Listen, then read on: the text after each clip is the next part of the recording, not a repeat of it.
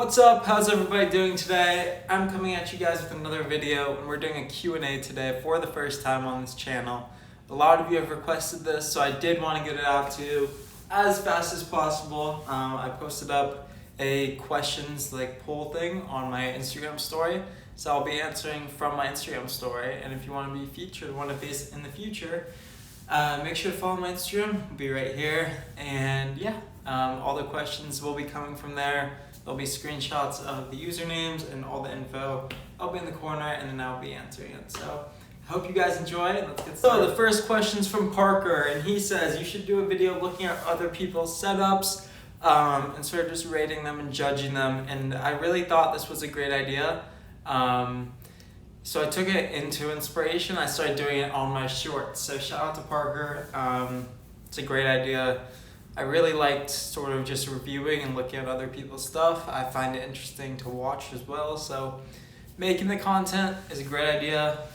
So once again, shout out to you. It will be a series that I'll probably keep going if the support stays the way it is on it. So I appreciate the idea, and let's get on to the next question. The next question, this one's from Chase. Put his question right here. He says, where do you get the mags? He's referring to the Air Mags that I posted on the original question poll. There's a background photo I had a while ago. I've had 2 pairs in the past. I just kind of want to generalize this question a bit more because I feel like a lot of people wonder where I get my shoes from and, how do I get all these shoes? And the honest answer is I get shoes from other people. There's no app, there's no website, there's no plug. I get shoes from my friends, other collectors who are looking to sell. And a lot of the time it's higher-end pairs that people need money. They need to pay rent. They have some sort of bill that they need to pay, and they just can't, they can't afford it, and they need to sell a pair. That's sort of where I come into play.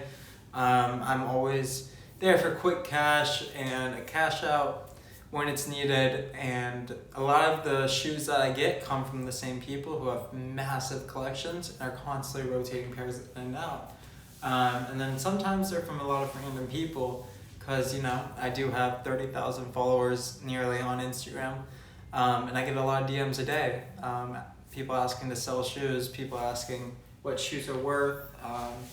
So I do get a lot of activity coming towards me, and the easier part of the business is actually buying shoes from people because I get so many people offering me these shoes, and there's so many out there for me to buy. The harder part is selling, of course. It's the hardest part of any business, but I just hope that sort of generalizes that question a bit more, and I answered that, as well as I possibly could. Really to summarize it, I get pairs from all over, from all types of different people. And yeah, I make sure everything's authentic myself, and then it's posted to my account. So I hope that answer helps out, and we're gonna get on to the next question. So thank you, Chase, for the question. On to the next question. This one's from Mason. I'm gonna put his question right over here. He asked, kind of what's your profit margin on these really expensive shoes? And it's not really like there's a profit margin for the really expensive ones versus the really cheap ones. Because, cheap for me generally being $500. I try to stick to making a solid 15%. That's just what I like to go for. If it's more, that's great. If it's less, is what it is. But 15% is generally the number I like to stick at. I won't go into a shoe buying it, knowing that, I'm not going to make at least 10% back, if that makes sense. So if it's not something that I'm confident that I'm going to at least get 10% back on, I'm probably not going to buy it. This is just kind of how I work. It's personal preference. A lot of people do different things.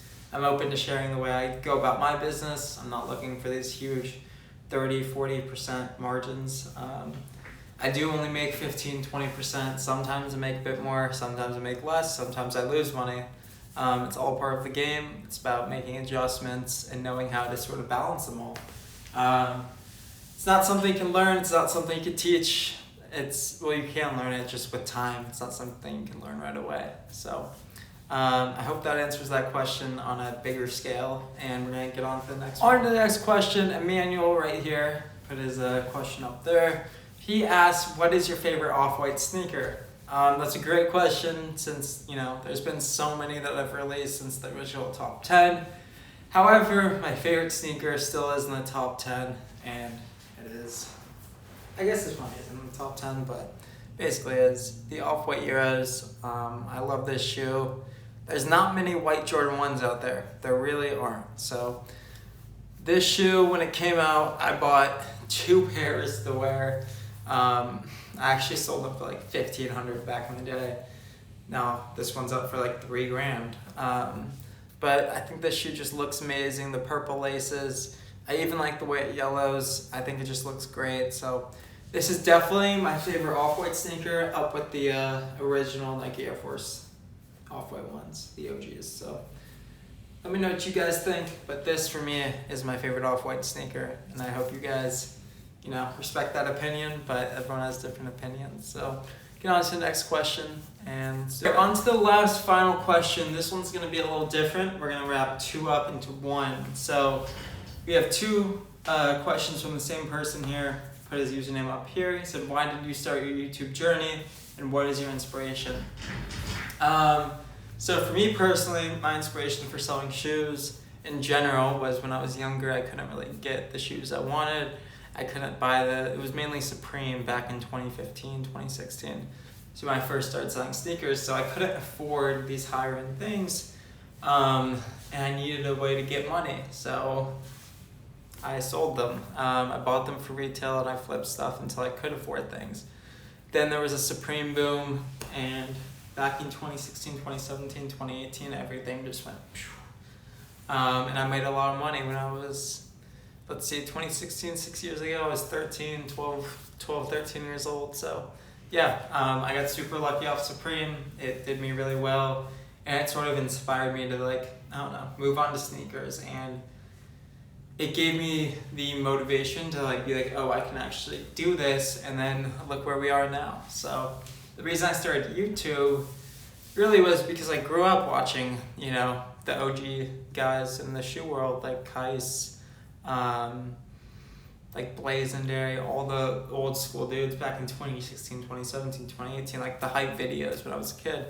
And I just remembered how cool that was, being like 12, 13, 14, 15, just like seeing that content.